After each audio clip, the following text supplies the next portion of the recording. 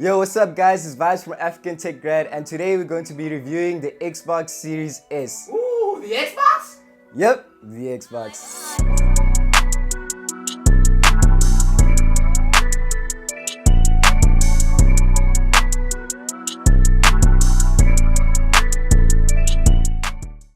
As we all know, 2020 has been one hell of a year, and to make things even worse, we have a variety of next-gen consoles to choose from, which almost makes it as difficult as building your own PC. But anyways, today we're going to be looking at the Xbox Series S and whether it's worth getting over its bigger brother, the Series X. So, looking at the physical hardware, we got a nice minimalistic look, plain black and white, the round black circle for ventilation, and jumping straight to the ports, we got an Ethernet port, 2 USB ports, an HDMI port, a nice storage expansion slot for if you want to add any additional space. Ooh, those come expensive. True. Fun fact, if you do decide to purchase additional space, it bumps up the price of the Series S close enough to its bigger brother, the Series X. Going into which way to seat the Xbox, you can either decide to have it straight upright or laying on its side. Either way it's okay because you won't be blocking any ventilation, which is coming from the round black circle or on top of the Xbox over here. Now let's get into the controller of the Series S. Having a feel of it, the weight is very light. When gaming, it's almost as if you're not really holding anything, so it doesn't disturb you or anything like that. Looking at the design, it also has the same design as the console itself, you know, the clean, white and black, you know, futuristic type of look.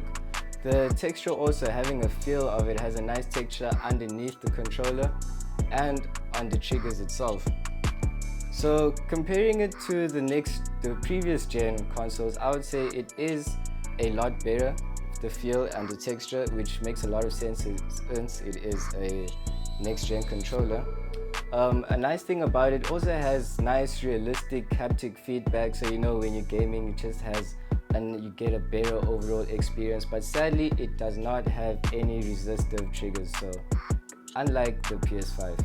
So moving on to performance, we got the specs of the Series X and Series S pulled up side by side so we can compare how they differ in performance. Looking at the CPU, we can see that they both have an 8-core AMD Zen 2 processor, but with it being a little faster on the Series X with a speed of 3.8 GHz and only 3.6 GHz on the Series S. The Series X dominates in GPU power with 12.15 teraflops, which is about 3 times more powerful than the Series S, which is only 4 teraflops. Looking at the RAM, we can see that the Series X has 16 GB of GDDR6 RAM and the Series S having only 10 GB. With the Series X, you are able to play games on 4K at 60 frames per second. However, the Series S does not allow this and does cap you at 1440p.